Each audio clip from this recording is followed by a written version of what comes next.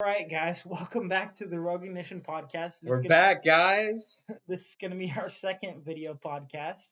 Good to be back. It is It's very amazing to good be to be back. back. It's been a long time since we've talked to you guys, I know.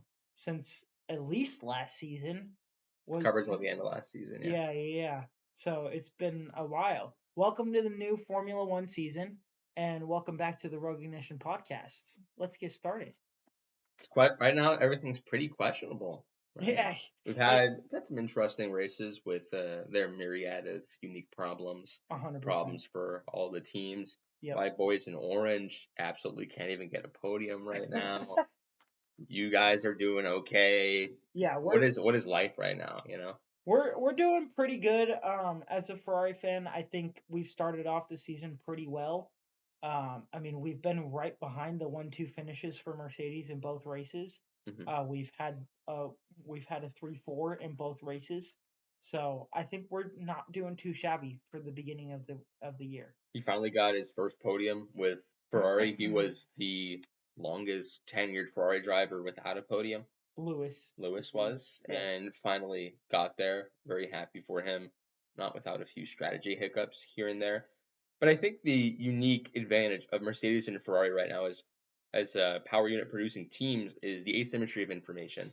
We're seeing them understand exactly how these power units are working. They have more data flow, they have longer time, and they understand how to work them to their maximum capacity. Yeah. Mercedes was sandbagging, and then they unlocked a new engine map that was incredible.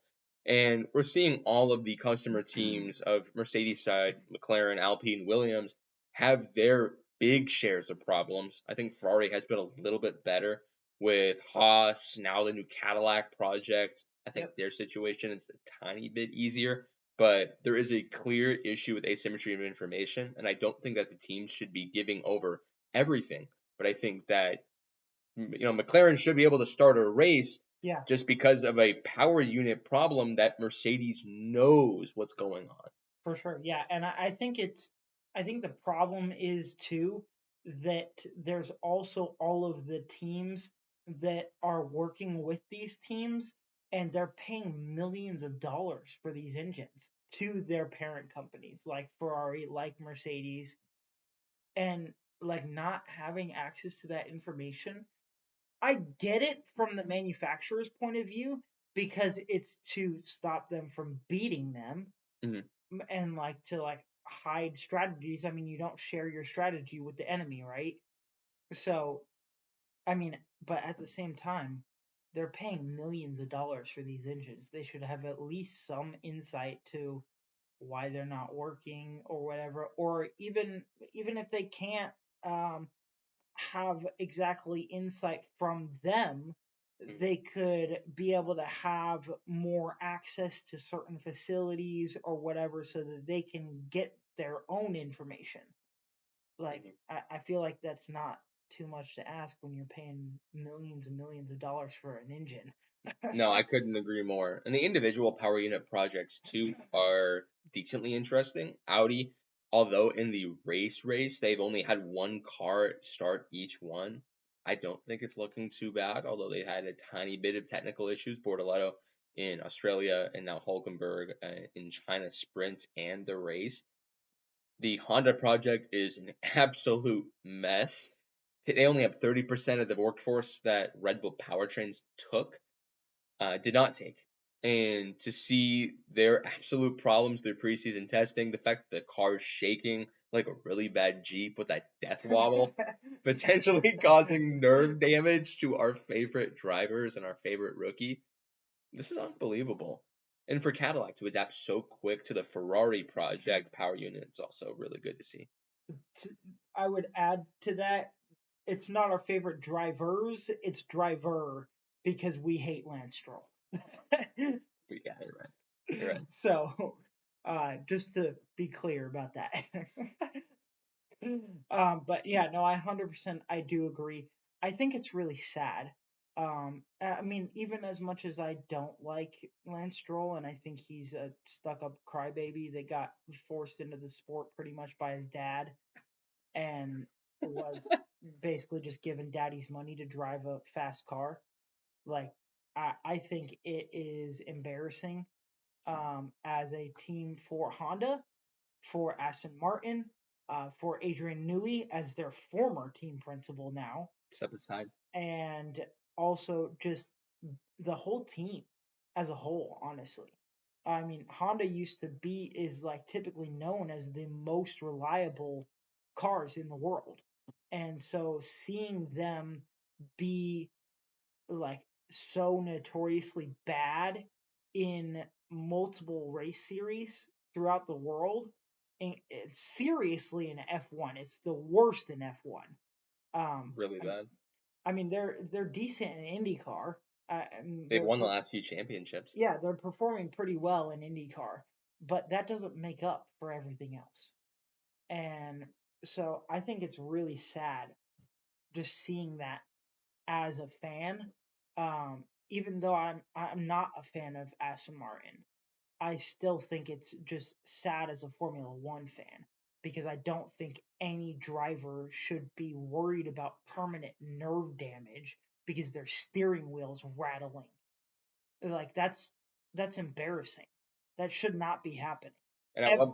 at what point does the FIA have to step in and ground the cars?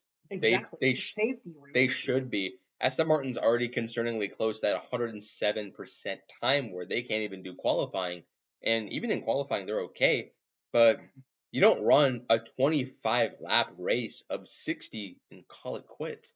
Fernando unretired 2 times from the car or from the race with his car, and that's terrible to see. And then he retired again.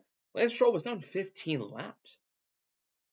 This is just absolutely insane. And the FIA honestly need to tell the Aston Martin project, you need to stop running. This is not fair to your drivers. This isn't fair to everyone on your payroll. You're Mm-hmm. just wasting money at this point. Yeah, 100%. And I think this is something where Lawrence Stroll is more concerned about money than he is about the actual well-being of his team.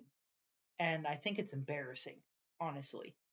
I mean, I think it's kind of funny that Toto Wolff mentioned that that they were going to make up some lie about him that he was in the Epstein files, and that was a direct shot at Lawrence Stroll because we know he was in the Epstein files.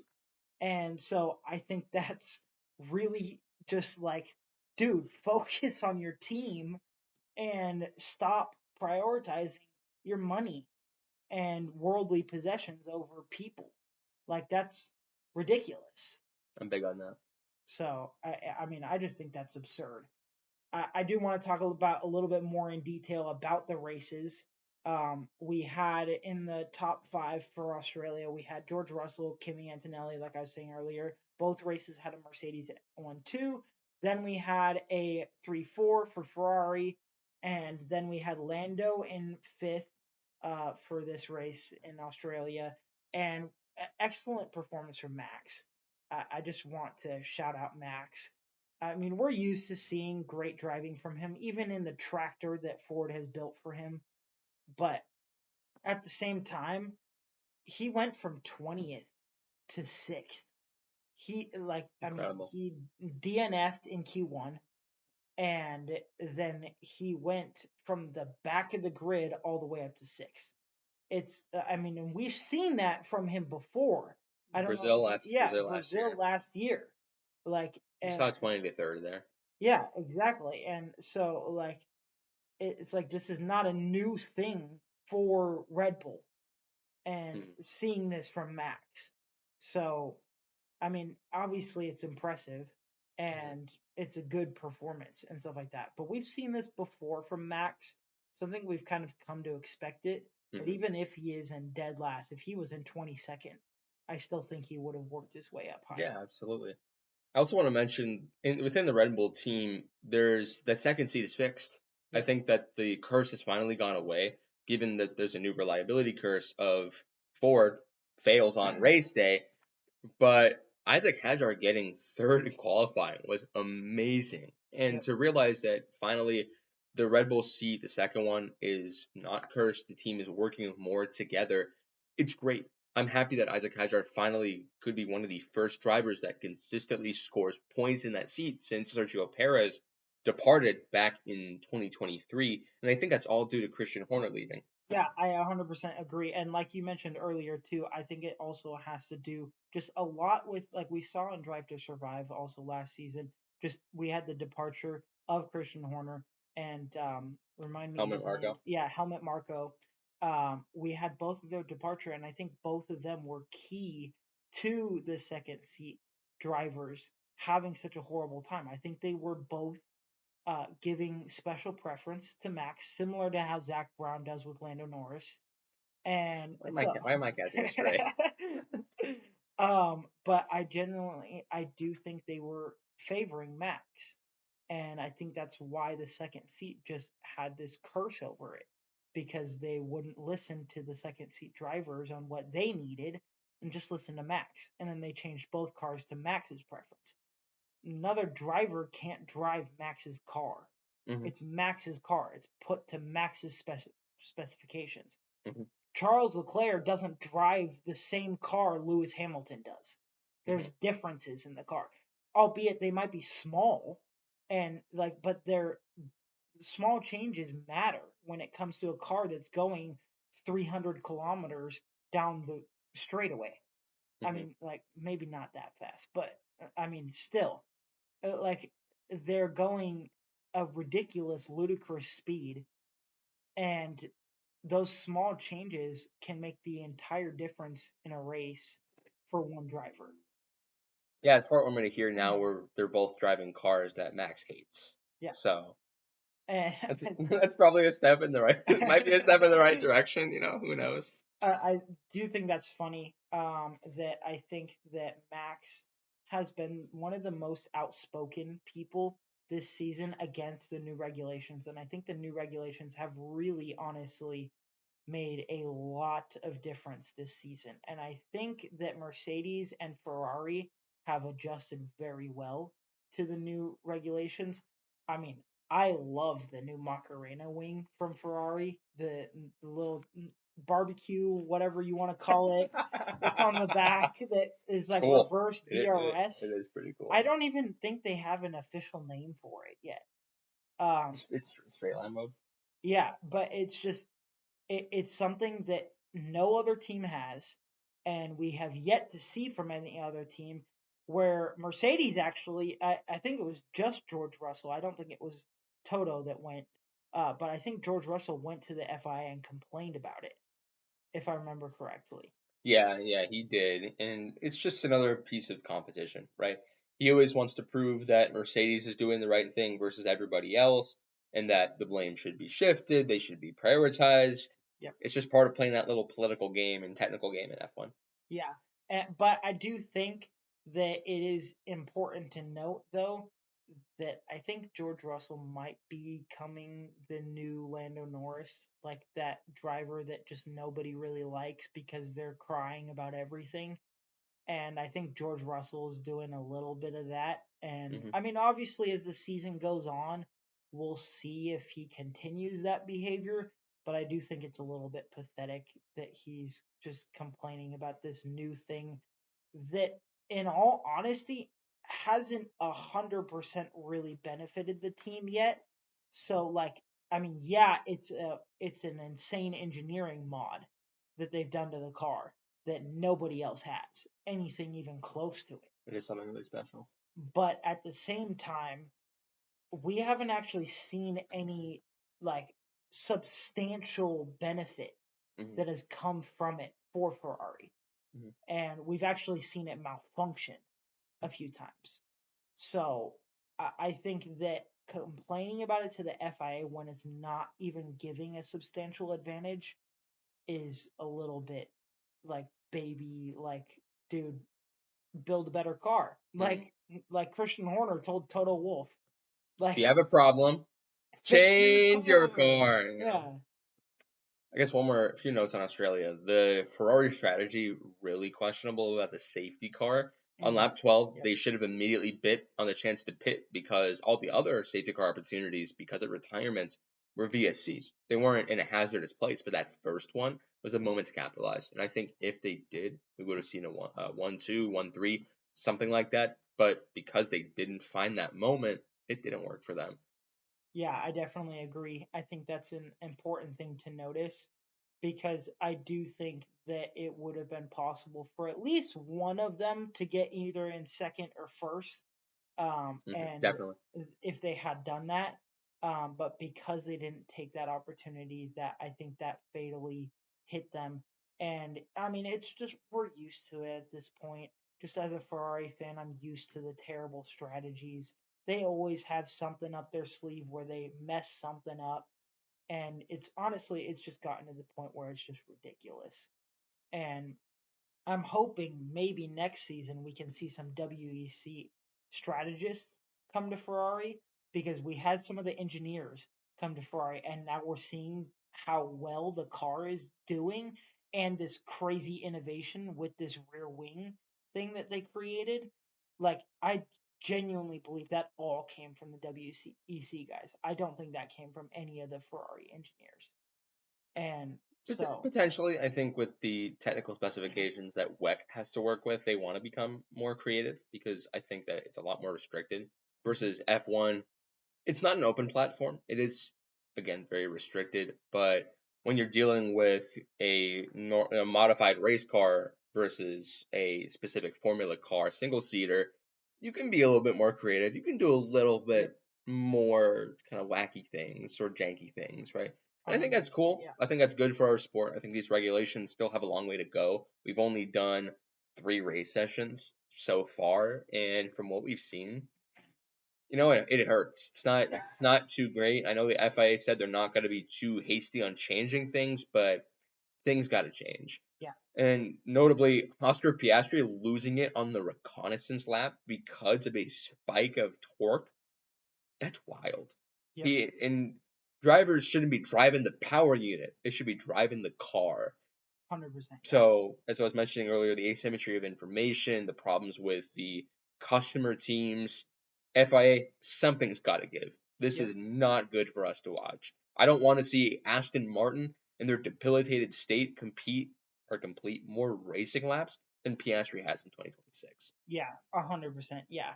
And I think that's honestly just really sad that both races Oscar Piastri hasn't even started. And we had a no start from the entire McLaren team the second race in China. And I mean, the race in China honestly was just lame. Like, I mean, there obviously it was great to see Kimi win his first Grand That was Prix. amazing.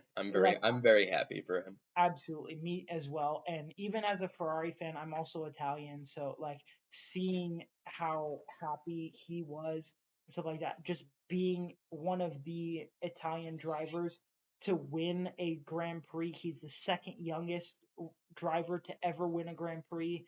And then on top of that, not only that, he's also one of the first Italian drivers to win in, I think, 2 decades. 2006. Yeah. Yeah. So two Yeah. decades. 20 years. It's So insane. like that's ridiculous.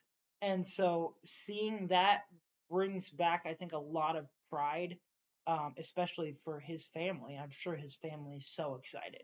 We love to see it. So, and like, I mean, I remember watching Toto FaceTime him and his family and announcing that he was joining Mercedes and watching him cry on camera. Like that, it was just That's so, good. it was so heartfelt.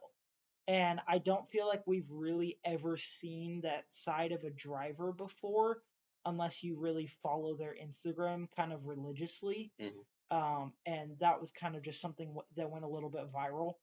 And so seeing that was really touching, honestly. And Great. so it was really cool just being able to see him finally win his first Grand Prix and just being so young too at the same time. But getting back to the race though, we also had 7 cars that weren't at the finish line. We had 3 retirements and 4 did not start. So like having 4 DNSs in one race is absurd. And It's terrible for the sport. the fact too that both races that we've had one Audi not start, each one race for each driver, Yes.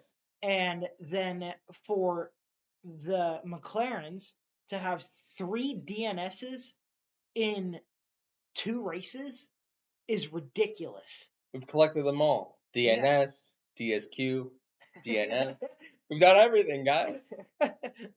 Finally found them all. 3 strikes and you're out, buddy. Yeah. This hurts. This is tough to watch. And I think another problem with the China race is if you listen to the commentary and you hear about all the spectacular overtakes, overtake mode sucks. I like the active arrow a lot, but overtake mode basically has one detection point in the entire track. And then after that, for one whole lap, you can hit it. Yep. So this is artificially a cat and mouse game of back and forth. It doesn't actually lead to further progressions up the field. The battery is a problem that needs to get addressed. And because the Sustainable Fuel Project has worked so well with so many of the fuel companies, gut the battery.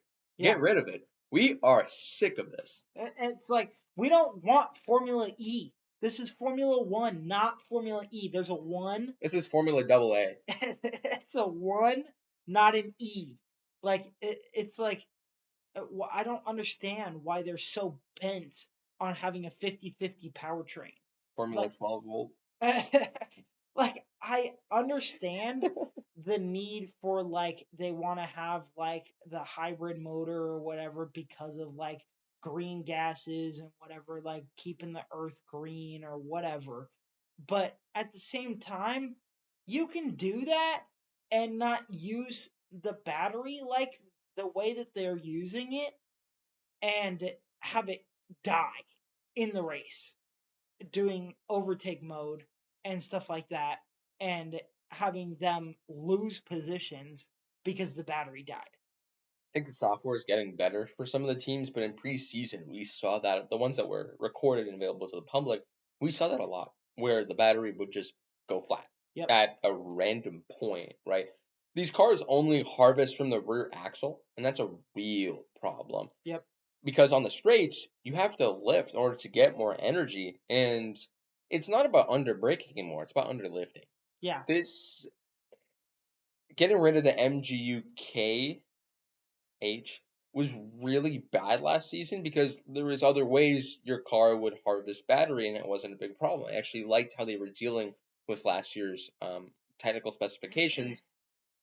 And I think these have a long way to go. I don't think they're too bad. I think a lot of good changes have happened, but something, has have to give with this. Yeah, I 100% agree. It bugs me with the battery because I mean we see so many complaints with the drivers about it, and I'm like, there's so many complaints with the drivers, so why are they still keeping it? If all the drivers are complaining about it, why keep it at that point? I'm like, especially Max. I mean, Max is a 5-time world championship now. So okay, yeah. So yeah, he's 4-time world champion. Should have won last year, honestly. I think he should have, and I think he would have if he had actually like done the work that needed to be done. Mm-hmm. I think he kind of fell short at the end of the season. But at the same time, I think it's ridiculous that they are still keeping the battery. And you should be listening to drivers that are multiple time world champions. Of course. Not only Max, but also Lewis. And I mean, not multiple, but Alonso as well. He's got 1 world championship. He's two. Oh, he does have 2. Okay. I apologize for that then. 2-time. Yeah, he's got so then yes, another multiple world time championship. So I'm like, you're not listening to your drivers. That's why I don't think any of the fans like the FIA for that reason, because they keep putting these new things in the cars and changing the rule book over and over again with electrification stuff. And I'm like, nobody wants to see that. The same reason why nobody wants to see Teslas all over America. It's like, it's the same thing. It's like nobody wants full electrification or even half electrification because it sucks. It's bad. They're not well made. And it's creating problems in this championship. And another problem that we've seen this season has been the race start. Leaders on P1, P2 are dropping down 4 positions. Yeah. Kimi Antonelli lost, I think, 7 positions in Australia. Franco Colapinto almost had that really bad crash because Lawson in front of him didn't get away. Max can't get away. And I think it's just how the combustion engine is kicking on in the start. I think that there still is a lot of fine tuning. I think it looked better in preseason, and the fact that we're not seeing a good translation now is another issue that just needs to get refined. I think that the engines just have to change in that small little way because as much as I like to see some first lap collisions on the start, if people aren't getting away, that sucks. Yeah. Everyone shouldn't just be sitting on the line after the 5 red lights are out. And Max taking such terrible race starts for how good he always has been, it's just a real shame. 100%. And just seeing how disappointed this is making the drivers. I mean, I know we're not hearing complaints from every single driver, but at the same time, it's like there's multiple complaints and they're not being addressed. Not only are they not being fixed, they're not even being addressed. They're just being flat out ignored. And I think that's ridiculous. As the FIA, the group that literally is in charge of almost all of racing across the world and the safety regulations for it, that's ridiculous that you're not even going to address the concerns of the drivers. Like, I mean, going back to Aston Martin and their shaky steering wheel that's causing possible nerve damage. That has to go. That's another thing. You guys should have stepped in last race when they first discovered it and complained about the nerve damage. I mean, Alonso and Stroll both said they couldn't go more than 25 laps without possibly risking nerve damage. It's incredible. Remember last year in Singapore when Lewis had no brakes and Alonso criticized him and he got penalized. They dished out a penalty on that. And the fact that they're not grounding the cars today just shows you where their mind's at. It's not in the right place. 100%. And I mean, I think that's the way the FIA has always been. Bless you. The FIA has always been in a position where they have not been somebody who listens to their drivers or their teams that are racing under their regulations, which I think is just it's just neglect. I think it's neglect and it's hunger for power and money. It's a political scheme. And that's what I mean, I think that's what all of the FIA is. And I mean, it even goes over to other sports like FIFA. The FIFA group, like they are also the same way. There's been multiple times where there's been things that FIFA as a group should have addressed, and then there's things like the FIA should have addressed, and then there's also things like IMSA should have addressed, AMSA should have addressed. All of these groups that control these sports across the world should all have addressed these issues that are going on within their sports. Mm-hmm. And I think it's ridiculous that they don't. They choose the power and money and politics over their sport.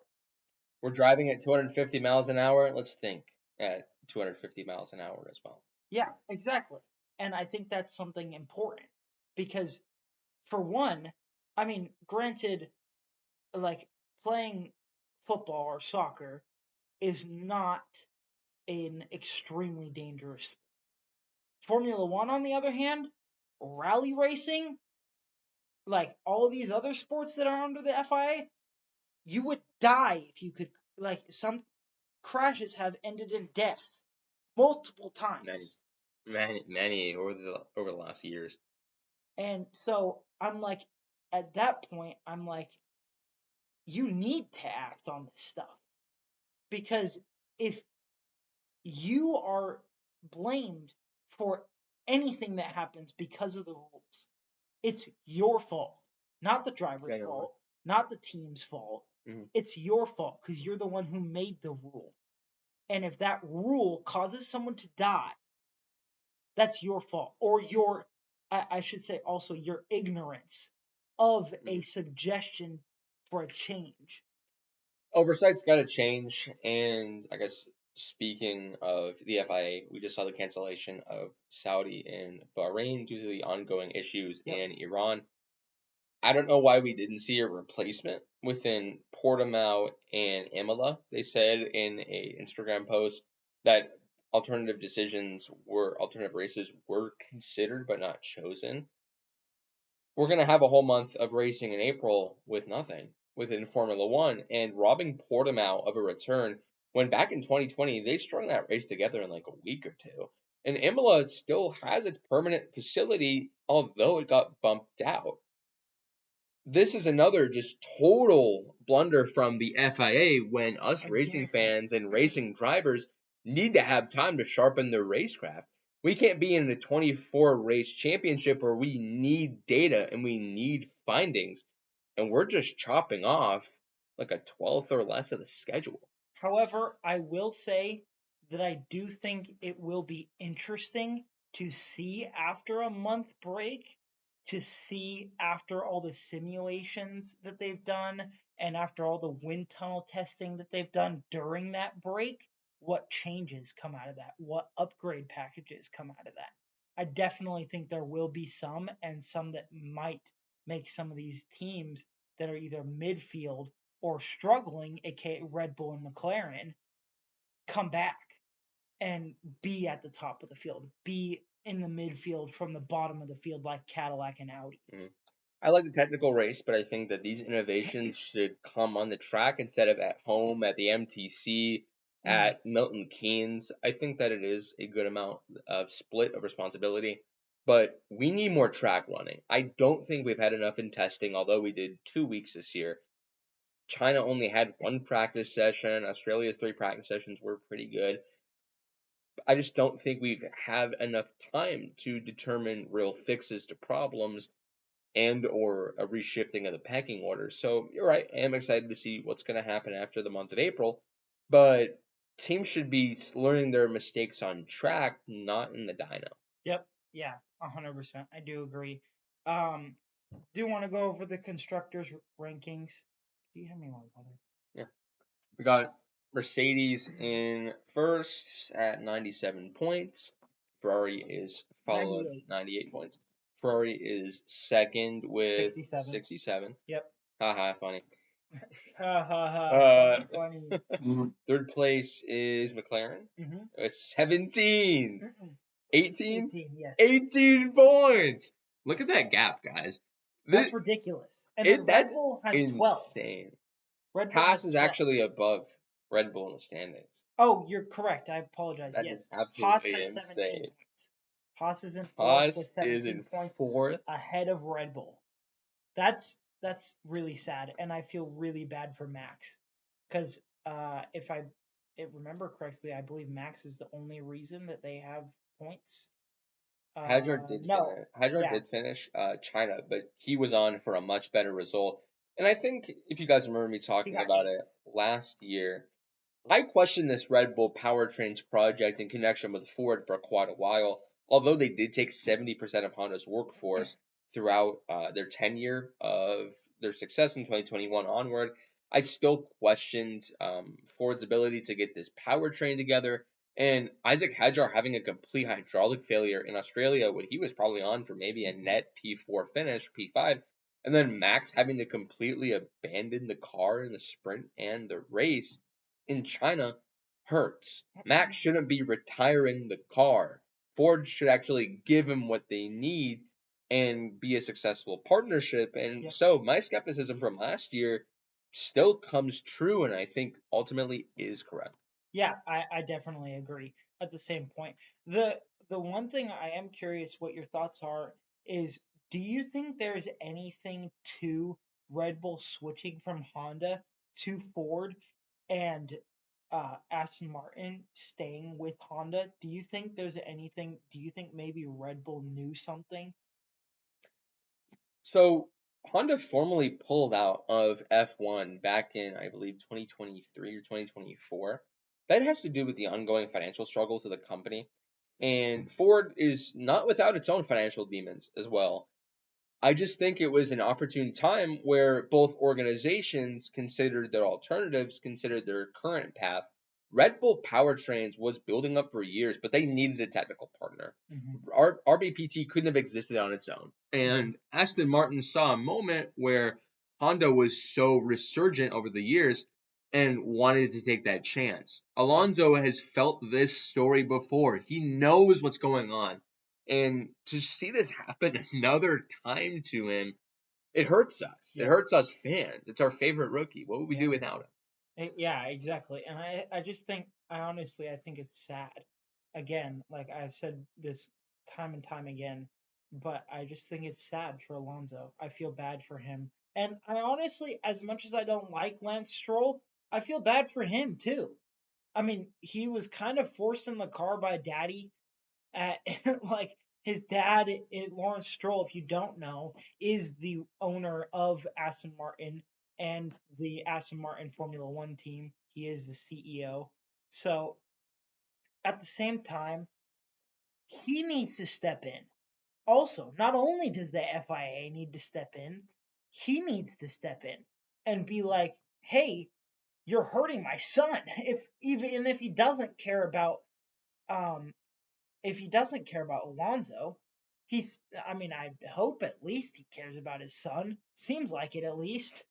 So, like, the fact that this is such a bad image for them.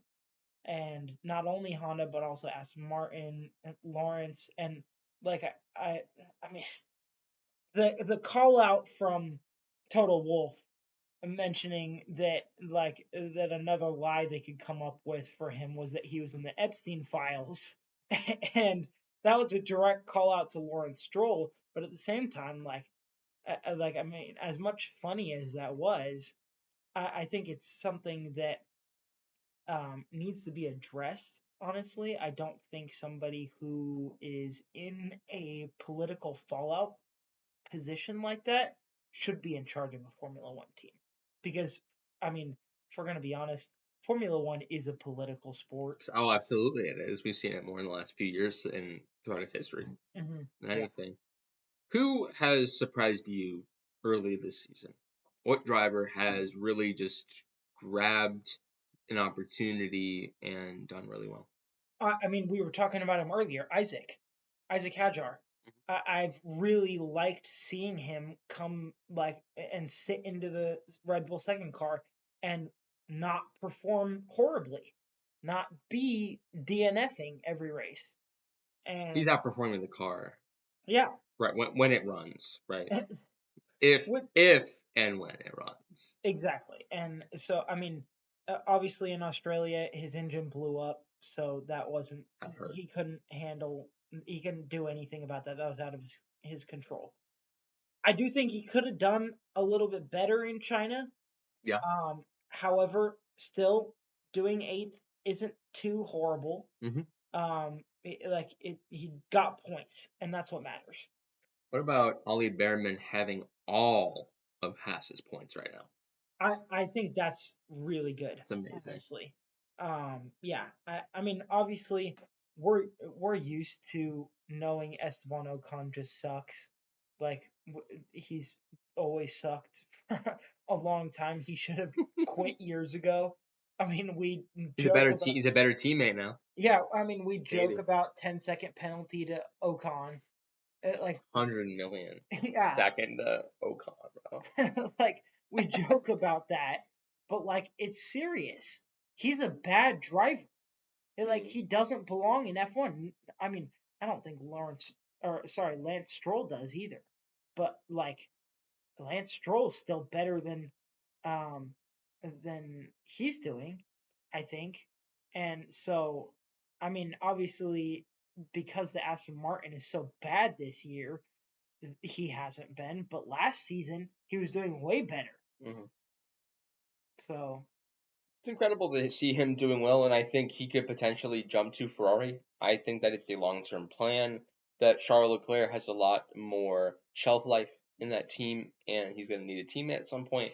Ollie Behrman at the point of maybe, we can call it a speculative 2028, 2029. that he's going to jump in and do really well, and I'm looking forward to that prospect. Yeah, I do think around that time is when Lewis is gonna kind of call it good. I don't think he's gonna try to go to another racing series or anything like that. I think he's gonna just call it good and wrap it up there, and he's gonna kiss it goodbye, and he's gonna go home to Kim Kardashian, which is He should have got a penalty for ignoring red flag. Yeah. Which I think is kind of funny, because there has been a mention in social media lately that there's supposedly a Kardashian curse, and so people have been saying that the Kardashian curse plus the Ferrari curse equal a double negative, so that's why he's winning now. Speaking of penalties, did you guys see the Colapinto and go penalty in Australia? That was really funny. I was watching the broadcast and I saw that. I started dying laughing. That's a good typo. Hopefully we see some more of those.